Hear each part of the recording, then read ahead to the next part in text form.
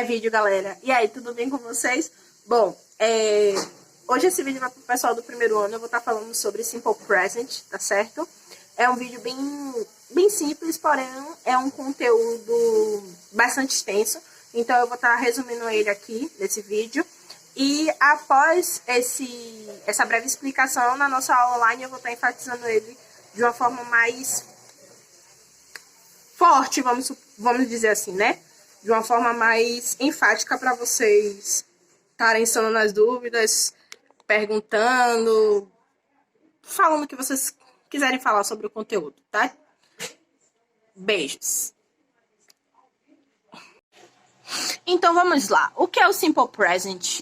Esse é um conteúdo de Fundamental 2, basicamente um conteúdo de 8º ano. Só como eu tinha falado para vocês, quando a gente vai para o ensino médio, a gente frisa nessa questão da gramática na língua inglesa e aí nós voltamos a revisar conteúdos do Fundamental 2. E nesse conteúdo voltamos para o Simple Present, ou presente simples em português. Ele é usado para nós dizermos verdades em geral, tá? E coisas que acontecem às vezes ou o tempo todo. Ou coisas que nós utilizamos para falar no presente. Coisas não, ações, né? Ou sentenças para falar de acontecimentos no presente. Então vamos lá. Ele serve para descrever rotinas, estados, horários e ações regulares, ações frequentes, ou seja, ações que você faz no seu dia a dia. Também serve para falar sobre o que as pessoas fazem em seus trabalhos e nas suas ocupações, tá? Ele sempre, ou na maioria das vezes, vão vir acompanhado dos advérbios always, never, sometimes, usually and often. Não confundam esse usually com usualmente, tá? Porque isso aqui é um falso cognato. Então, o usually, ele é geralmente ou habitualmente. Vamos lá. E aí a gente vem para a parte complicada do Simple Present, que é a conjugação.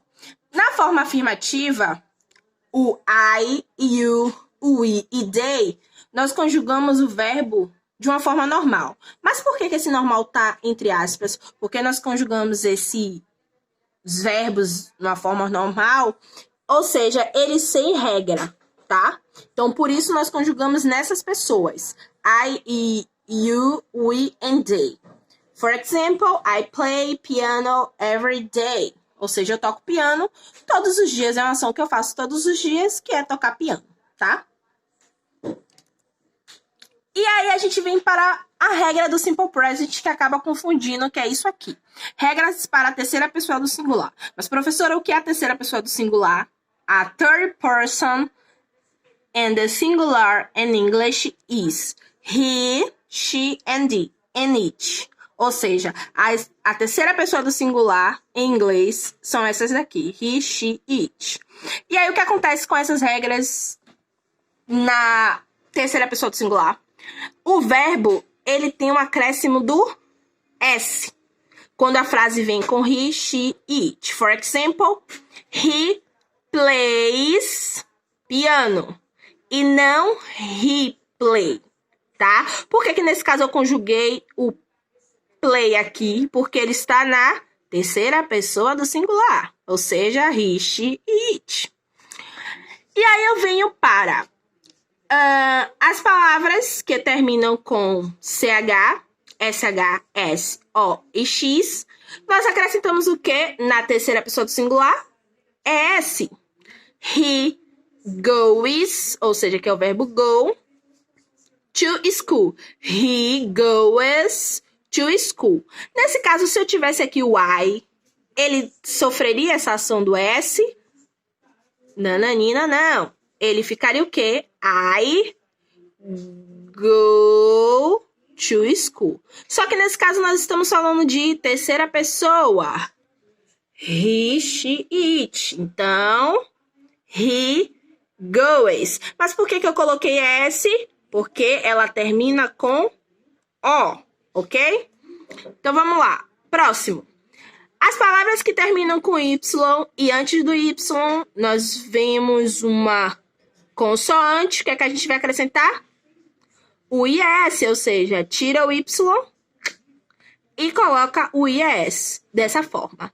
He study, que é o verbo estudar, só que nesse caso aqui, cortei o Y e acrescentei IES. He study Spanish. Ou seja, ele estuda espanhol. Então, vamos lá, recapitulando, quais são as regras somente para a terceira pessoa do singular. A maioria das palavras recebe o S, ou seja, os verbos, com exceções as palavras que terminam com CH, SH, S, O em X, que é que a gente coloca o ES no final, somente para a terceira pessoa do singular. E as palavras que terminam em Y e antes do Y vem uma consoante, o que é que a gente faz? Tira o Y e acrescenta o IES, somente para a terceira pessoa do singular. Observem que aqui o play, antes do Y vem um quê? Uma vogal. Então, se vem uma vogal, eu apenas acrescento o S. Vamos lá, next. Aí a gente vem para a forma negativa, que nós vamos utilizar os auxiliares do not ou don't, que significa o não no presente. Mas, professora, posso utilizar somente o not? Não, não, não, não, não. Você vai utilizar o do not ou don't.